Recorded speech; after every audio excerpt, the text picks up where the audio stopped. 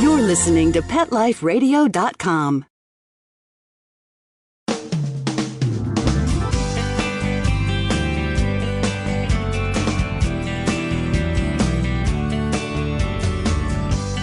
Hello, and welcome to Working Like Dogs on Pet Life Radio.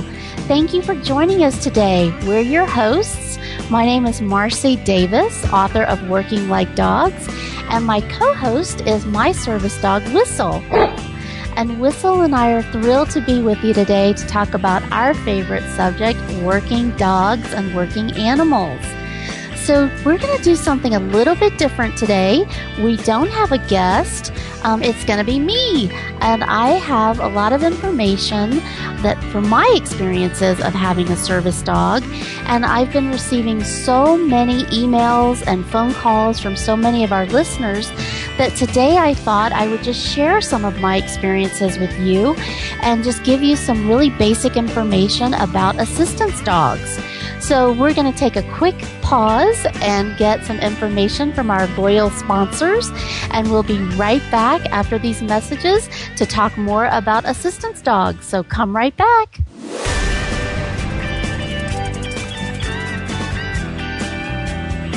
We'll be right back, right after these messages. Stay tuned. It's time for school for you and your friends, your furry best friends. Train your dog the fun and easy way with Teacher's Pet Sessions. Teacher's Pet host Pia Silvani teaches you step-by-step how to train your dog the fun and easy way. You get 8 30-minute live audio training sessions, complete transcripts of each session, plus a basic training manual to get you and your dog off to a great start. Training begins the moment you bring your dog home. Teacher's Pet Sessions offers positive reinforcement training to shape your dog's behavior and encourages upbeat, enthusiastic responses to ensure that your dog will enjoy learning. Teacher's Pet Sessions dog training is fun at both ends of the leash. So listen, learn, and laugh with your dog with Teacher's Pet Sessions. Get your copy of Teacher's Pet Sessions Volume 1 today. To order, go to teacherspetsessions.com. Hi, this is Pia Silvani, your host. Bring your dog, tug toy, and treats, and get ready to have some fun. teacherspetsessions.com. Ladies and gentlemen, Pet Life Radio proudly presents DSPN, the Dog Sports and Performance Network. Get ready to unleash the dog sports enthusiast in all of us, from speed joring and mushing to racing, agility, and competition. This is the place to learn all about the dog sports and activities that you can do with your furry best friend and canine competitor. So get ready for game time. DSPN with your host, Lori Williams, every week on demand. Only on PetLifeRadio.com.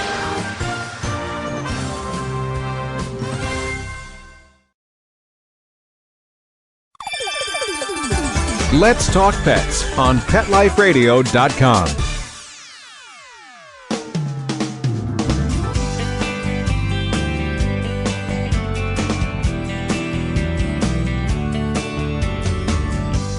Welcome back to Working Like Dogs on Pet Life Radio.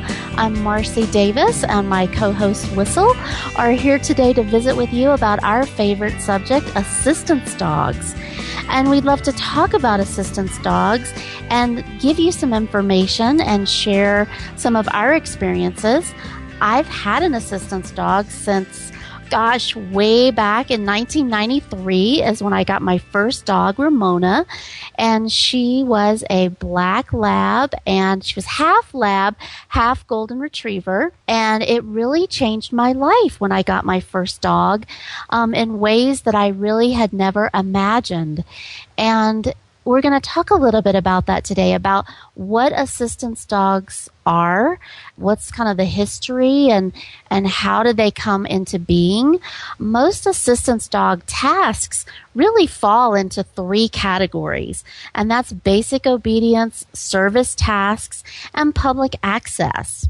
And these dogs are trained to help individuals with all different types of disabilities to accomplish a lot of different physical tasks is what I think about when I think about what my dog does for me.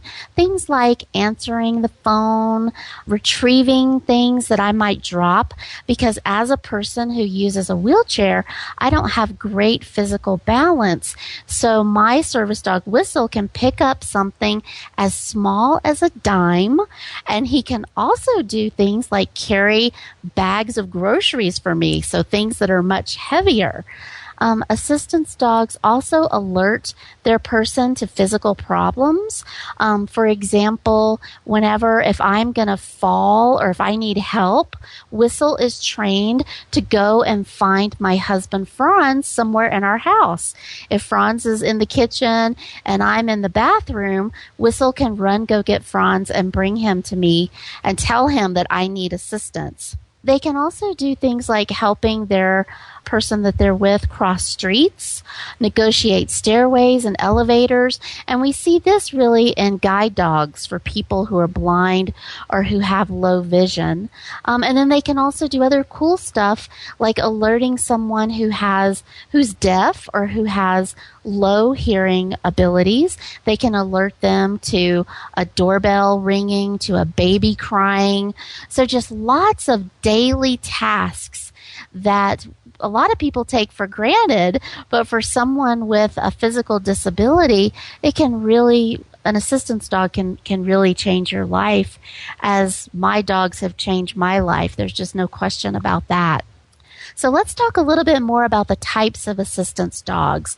The most common are guide dogs, as I said, for people who are blind, service dogs, hearing alert, and seizure alert and seizure response dogs. And all of those different types of dogs really fall under the umbrella of assistance dogs. So let's talk about those a little more specifically. A guide dog, that's a dog that assists people who are blind or who have low vision, and that dog can lead these individuals around physical obstacles and to destinations such as seating, crossing streets, entering or exiting doorways, elevators, and stairways. And the really cool thing about guide dogs is that they make decisions. Guide dogs actually assess a situation and help their person to get someplace safely, which is really amazing. The whole concept of a guide dog I'm such in awe of that the dog can help make decisions and help the person who can't see what's in their environment and what obstacles might be there. The guide dog really helps the person to navigate those and to be an independent individual both in their home and out in the world. A service dog is a dog that assists someone with mobility limitations like myself. And a service dog can do things like retrieve and carry items, open doors and drawers, push buttons, and also assist a person with walking, balance, dressing, transferring from place to place, pulling a wheelchair, and just assisting with all kinds of household chores, such as putting things in and out of a washer or dryer. Just lots of physical things, again, that a person with mobility limitations may need.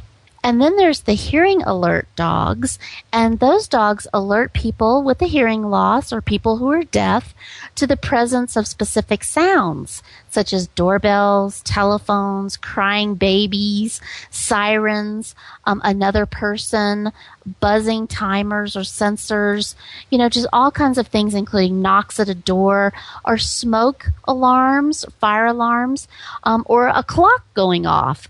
So all different types of sounds are what hearing alert dogs can alert their person about.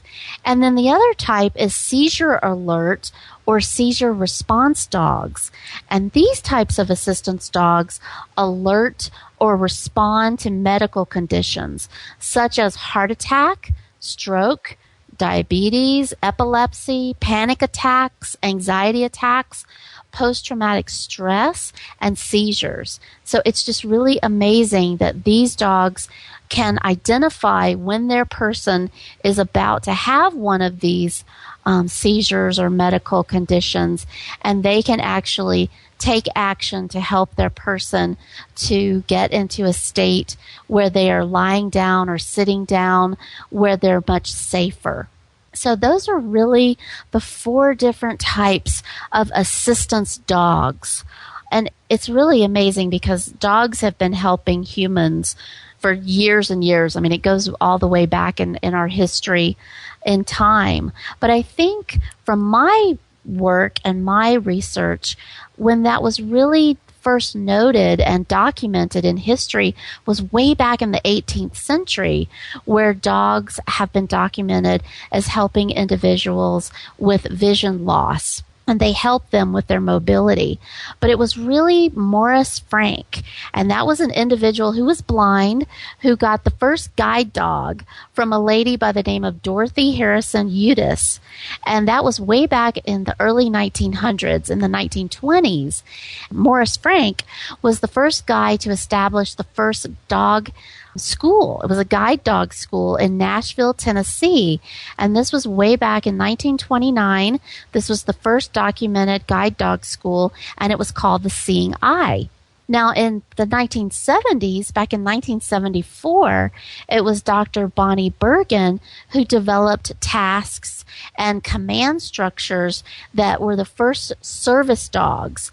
And she was actually over in the Middle East, and she saw donkeys actually helping people with disabilities and giving them mobility assistance.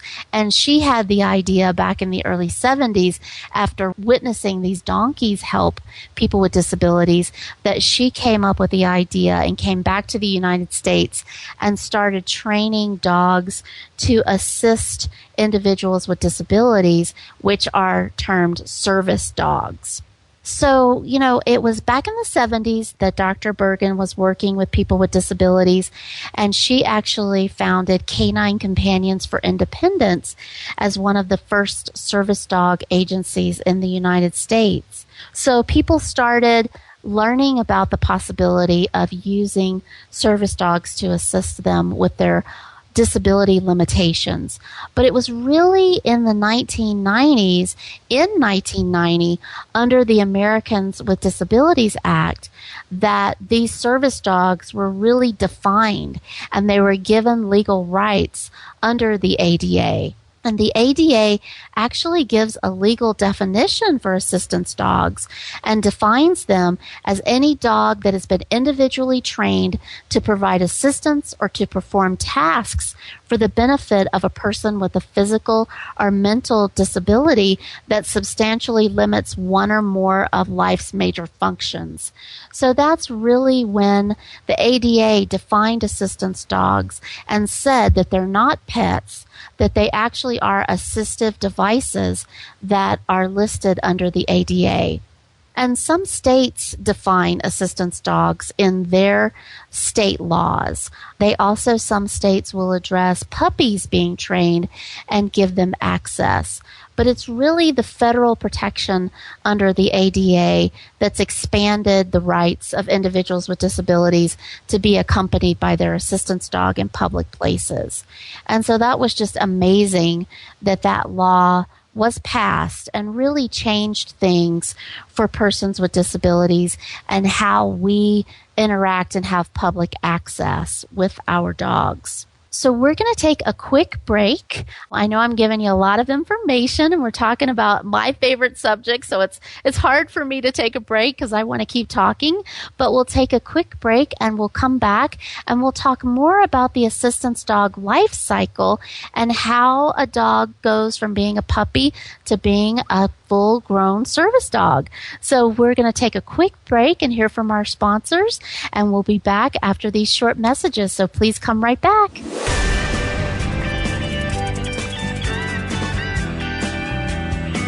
We'll be right back, right after these messages. Stay tuned.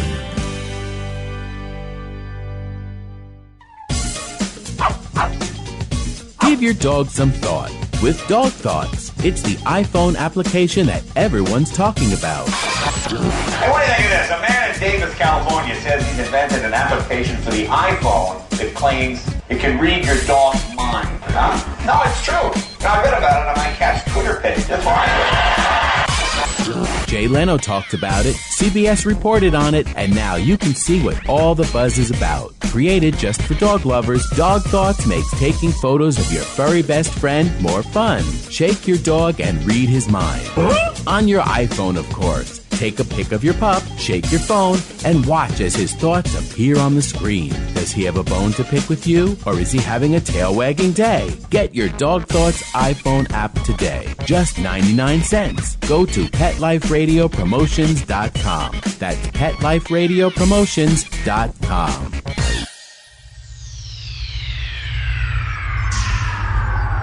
Greetings, humans. What planet am I on? Welcome to Pet Planet. Here's a copy of Pet Planet Magazine, Florida's most informative and fun pet resource magazine. It features heartwarming stories and informative articles from local and national pet experts. Excellent. Pet Planet Magazine offers Operation Planet Rescue, helping rescued pets find new homes. And it's available at 500 locations in South and Central Florida and 24/7 on the internet at PetPlanetMagazine.com. If you're out and about with your pet, you may be featured in Paparazzi, candid pictures of you and your pet. For up-to-date pet-friendly events, activities, and pet-related services and products, Pet Planet Magazine is your final destination. I shall take this magazine home with me. Back to your home planet? No, to my condo in Boca. Pet Planet Magazine. Check them out at www.petplanetmagazine.com or 352-394-8578. It's out of this world.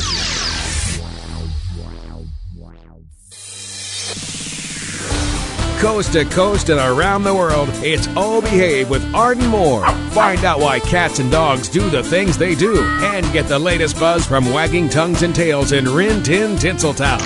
From famous pet experts and best-selling authors to television and movie stars, you'll get great tail-wagging pet tips and have a fur-flying fun time. Oh Behave with America's pet edutainer, Arden Moore. Every week on demand. This is the place for a special paparazzi treat. Only on PetLifeRadio.com.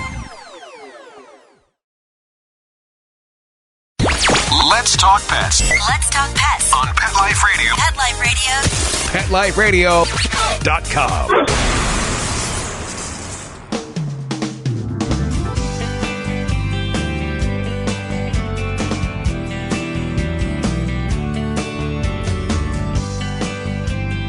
Welcome back to Working Like Dogs on Pet Life Radio.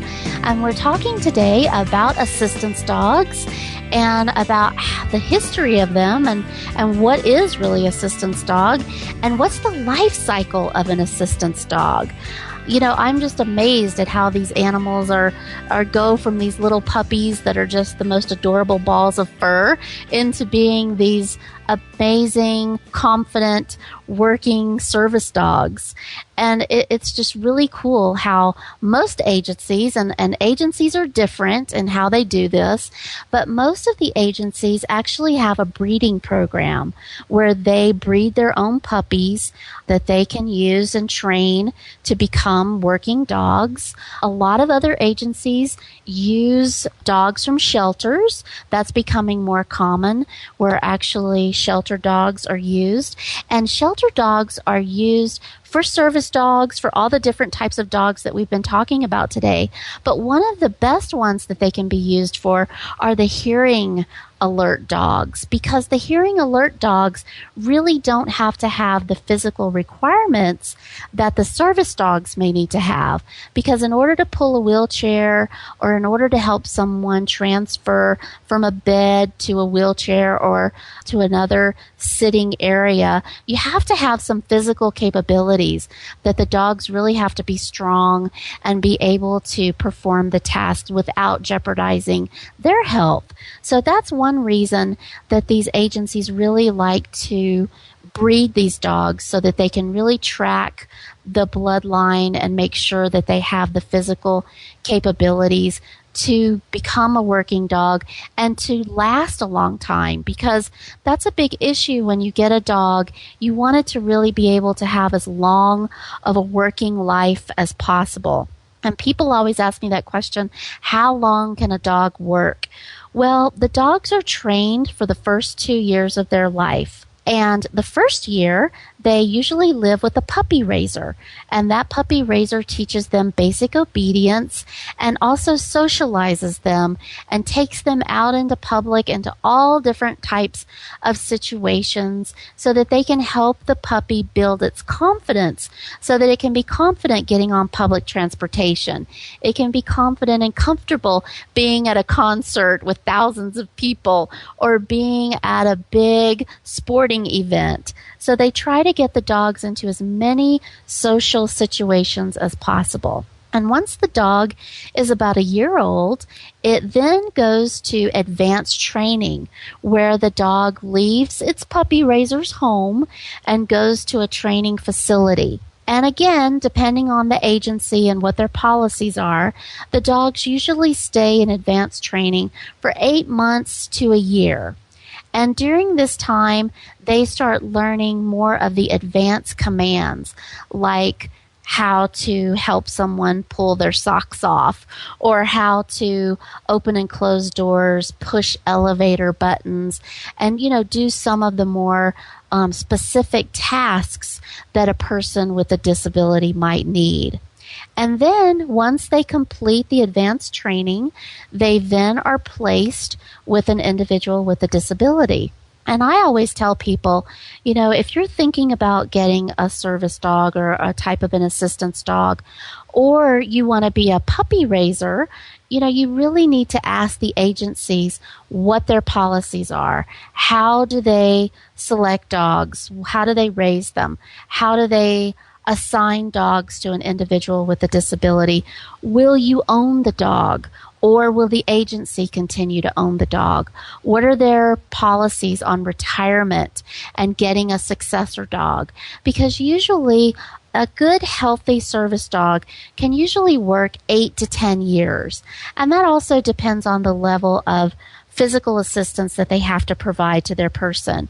For me, my first service dog, Ramona, she was retired at 7. So she and I were only together 5 years before she had some health problems that caused her early retirement, which was really devastating for me. And she and I were really in tune with each other and so in sync with each other at that time that it was really devastating for her to be retired. Now, my second dog, Morgan, he was actually retired after he had worked for 8 years, which was awesome. So he was about 10 years old when I started noticing that he was having some health problems and he was slowing down. And I started realizing that he really needed to think about retiring. So I started retiring him slowly. And I talked with my agency and told them what I was seeing in Morgan. And it was really a beautiful process where he could start just scaling back a little bit, not working full-time, but where he still felt like he was working, and I could transition him into retirement. And at the same time, my agency was actually preparing my successor dog, which is Whistle. So, you really want to talk to them about the processes and how that works before you're in there where you're really having to ask some tough questions. It's better to ask those tough questions up front, not only as a service dog recipient, but also as a puppy raiser, because you want to know as a puppy raiser, what happens if my dog doesn't make it? Because it's really a small amount of the dogs. Actually, it's usually about a 30% success rate of the dogs that actually go from puppies all the way to being a working dog and being placed with an individual with a disability. So you really want to ask, can you get your dog back, get the puppy back? How do they place the puppies if not? And what that process is.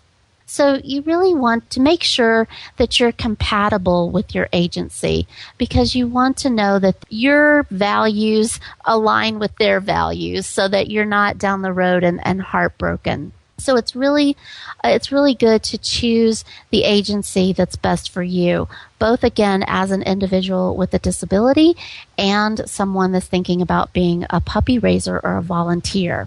So how are the dogs placed? once they complete advanced training, and again, I'll say that each agency is different, and I've worked with 2 agencies. My first agency, I actually had to go away to a training facility. And I went to New York and was out on Long Island. They had a wonderful training facility there. And I was there for 2 weeks where I was with a group of about 5 other people with disabilities. So it was a small group of us. And we met the whole group of dogs that they had identified that had completed advanced training and were ready to be placed. And it was really cool how they did the assessment. And they put us in a room and they let these dogs loose and they ran all over the room and they jumped all over our wheelchairs, and the dogs were checking us out, and the trainers were seeing how the dogs were interacting with us so that they could start making the assessments of which dogs would be most compatible with which individuals. And they call that a team training, or I guess it really is a team training, where they're looking at partnering the individual with the disability and their canine partner. So for me, I was at this training facility for 2 weeks, and I worked several different dogs that they tried with me, but for various reasons, different dogs didn't work out. So after a few days, all of my classmates had been placed with their dogs, and here I'm sitting here still dogless. I was heartbroken, and I was starting to feel like I was wondering if I was ever going to get a dog, because it just seemed like for more reasons than one that different dogs didn't work out. And as I was just about to give up, the head trainer walked over to me and she took my hand and she put a leash around my wrist, and I looked down at the end of that leash, and it was the most beautiful black lab I had ever laid eyes on, and it was my little angel Ramona. And she looked up at me with those brown eyes, and I looked at her into her eyes, and I said, "You're the one. This is it." And it was. She was it. And from then on, she and I were inseparable, and I completed the advanced training with her, the team training, and we graduated together, and it was just one of the most amazing experiences of my life, because I just didn't realize, I had seen things on TV. I had been a woman with a disability for years and years. I thought I was pretty independent. But until I was placed with Ramona and really started bonding with her, trusting her to help me, and to realize the ways that she could help me and things that I needed that as a person with a disability, I had really given up on. I really had let go of and just thought that that was something in life that I wasn't going to get to experience. Because I had tried driving and I had driven with hand controls, but I had had a couple of bad falls in transferring out of my car into my wheelchair. And I was really scared to do that. I was scared as a woman with a disability to be out on my own in a parking lot and fall out of my wheelchair or drop my car keys and not be able to get them. So I had given up driving, and my poor husband had to drive me everywhere. And I'll never forget, after I'd had Ramona for just a few months, and she and I it was the end of the work day, and we were sitting there waiting in the lobby for my husband to come pick us up, and she was laying there so regally at my feet. And I looked at her and I said to her, I said, there's no reason why we have to wait for anybody to come pick us up anymore.